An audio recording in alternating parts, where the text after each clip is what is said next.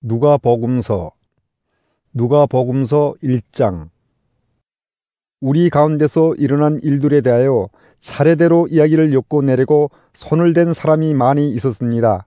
그들은 이것을 처음부터 말씀의 목격자요 전파자가 된 이들이 우리에게 전하여 준 대로 엮어냈습니다.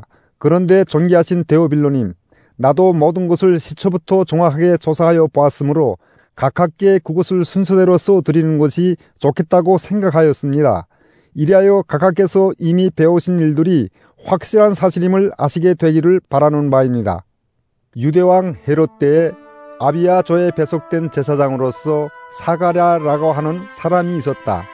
그의 아내는 아론의 자손인데 이름은 엘리사벳이다. 그 두 사람은 다 하나님 앞에서 의로운 사람이어서 주님의 모든 계명과 규율을 흠잡을 데 없이 잘 지켰다. 그런데 그들에게는 자녀가 없었다.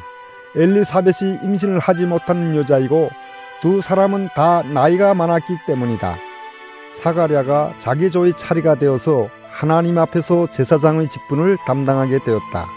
어느 날 제사직의 관례를 따라 제비를 뽑았는데 그가 주님의 성소에 들어가 분향하는 일을 맡게 되었다. 그가 분향하는 동안에 온 백성은 다 밖에서 기도하고 있었다. 그때 주님의 천사가 사가랴에게 나타나서 분향하는 제단 오른쪽에 섰다. 그는 천사를 보고 놀라서 두려움에 사로잡혔다. 천사가 그에게 말하였다. 사가랴야, 두려워하지 말아라. 내 간구를 주님께서 들어주셨다. 내 아내 엘리사벳이 너에게 아들을 낳아줄 것이니 그 이름을 요한이라고 하여라. 그 아들은 내게 기쁨과 즐거움이 되고 많은 사람이 그의 출생을 기뻐할 것이다. 그는 주님께서 보시기에 큰 인물이 될 것이다. 그는 포도주와 독한 술을 입에 대지 않을 것이요 어머니 뱃속에 있을 때부터 성령을 충만하게 받을 것이며 이스라엘 자손 가운데서 많은 사람을 그들의 주 하나님께로 돌아오게 할 것이다. 그는 또한 엘리야의 심령과 능력을 가지고 주님보다 앞서와서 부모의 마음을 자녀에게로 돌아오게 하고 거역하는 자들을 의인의 지혜의 길로 돌아서게 해서 주님을 맞이할 준비가 된 백성을 마련할 것이다. 사가랴가 천사에게 말하였다. 어떻게 그것을 알겠습니까? 나는 늙은 사람이요 내 아내도 나이가 많으니 말입니다. 천사가 그에게 말하였다. 나는 하나님 앞에 서 있는 가브리엘인데 나는 내게 이 기쁜 소식을 전해주려고 보내심을 받았다. 보아라, 그때가 되면 다 이루어질 내 말을 내가 믿지 않았으므로 이 일이 이루어지는 날까지 너는 벙어리가 되어서 말을 못하게 될 것이다. 백성이 사가랴를 기다리는데 그가 성소 안에서 너무도 오래 지체하므로 이상하게 여기고 있었다. 그런데 그가 나와서도 말을 못하니까 사람들은 그가 성소 안에서 환상을 본 줄로 알았다. 사가랴는 그들에게 손짓만 할 뿐이요 그냥 말을 못하는 채로 있었다. 사가랴는 제사 당번 기간이 끝난 뒤에 집으로 돌아갔다. 그 뒤에 얼마 지나서 그의 아내 엘리사벳이 임신하고 5달 동안 숨어 살면서 이렇게 말하였다. 주님께서 나를 돌아보셔서 사람들에게 당하는 내 부끄러움을 없애 주시던 날에 나에게 이런 일을 베풀어 주시었다. 그 뒤로 6달이 되었을 때에 하나님께서 천사 가브리엘을 갈릴리 지방의 나사렛 동네로 보내시어 다윗의 가문에 속한 요셉이라는 남자와 약혼한 처녀에게 가게 하셨다. 그 처녀의 이름은 마리아였다. 천사가 안으로 들어가서 마리아에게 말하였다. 기뻐하여라. 은혜를 입은 자야, 주님께서 그대와 함께 하신다. 마리아는 그 말을 듣고 몹시 놀라 도대체 그 인사말이 무슨 뜻일까 하고 궁금히 여겼다. 천사가 마리아에게 말하였다. 두려워하지 말아라. 마리아야, 그대는 하나님의 은혜를 입었다. 보아라, 그대가 잉태하여 아들을 낳을 터이니 그의 이름을 예수라고 하여라. 그는 위대하게 되고 더없이 높으신 분이 아들이라고 불릴 것이다. 주 하나님께서 그에게 그의 조상 다윗의 왕위를 주실 것이다. 그는 영원히 야곱의 집을 다스리고 그의 나라는 무궁할 것이다.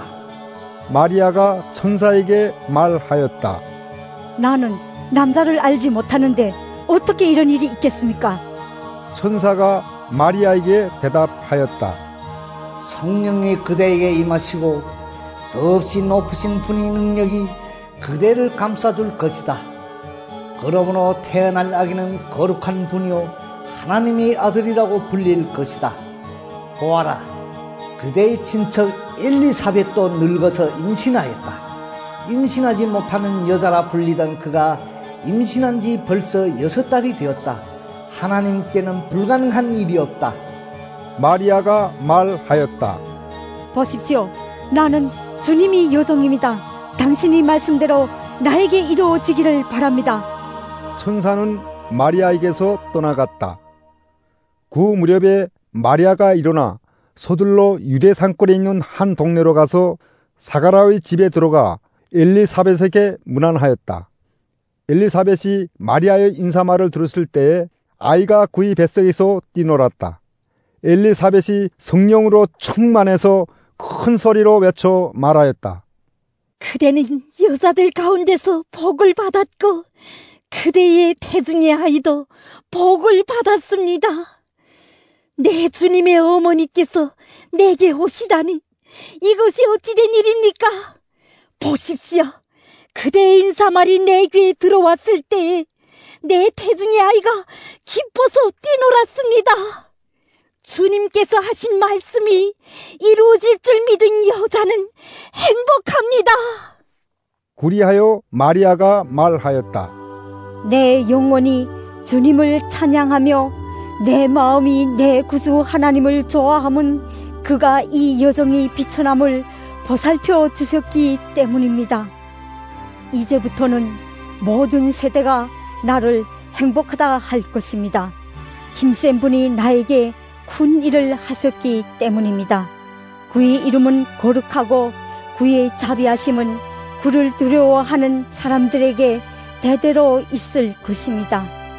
그는 그 팔로 권능을 행하시고 마음이 교만한 사람들을 흩으셨으니 재앙들을 왕자에서 끌어내리시고 비천한 사람을 높이셨습니다.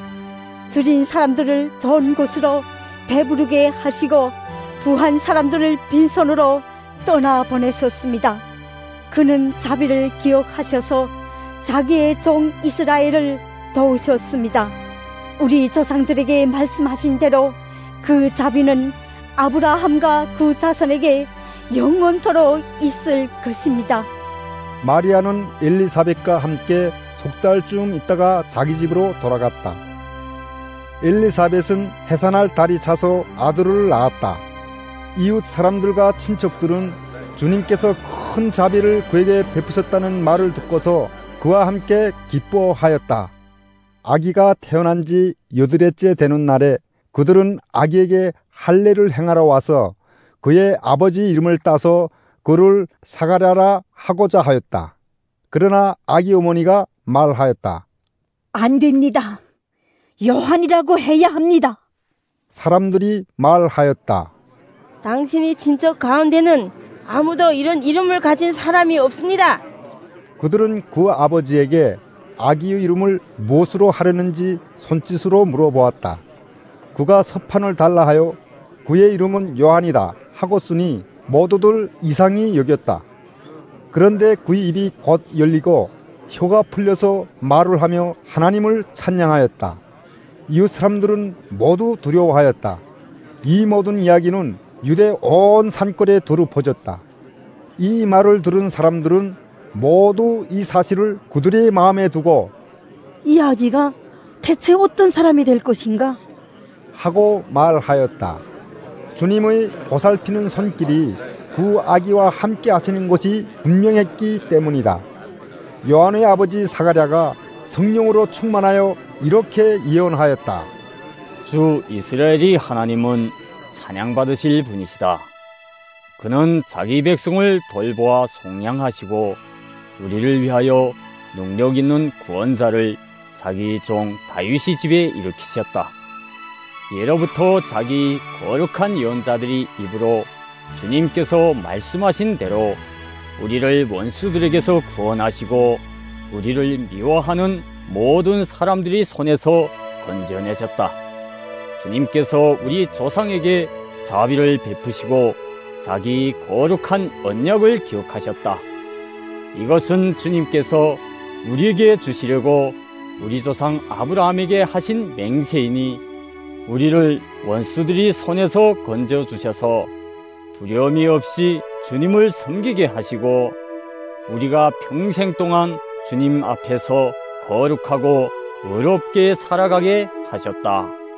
아가야, 너는 더없이 높으신 분이 예언자라 불릴 것이니 주님보다 앞서가서 그의 길을 예배하고 죄 사함을 받아서 구원을 얻는 지식을 그의 백성에게 가르쳐 줄 것이다. 이것은 우리 하나님이 자비로운 심정에서 오는 것이다. 그는 해를 하늘 높이 뜨게 하셔서 어둠 속과 죽음이 그늘 아래 앉아있는 사람들에게 빛을 비추게 하시고 우리 발을 평화의 길로 인도하실 것이다.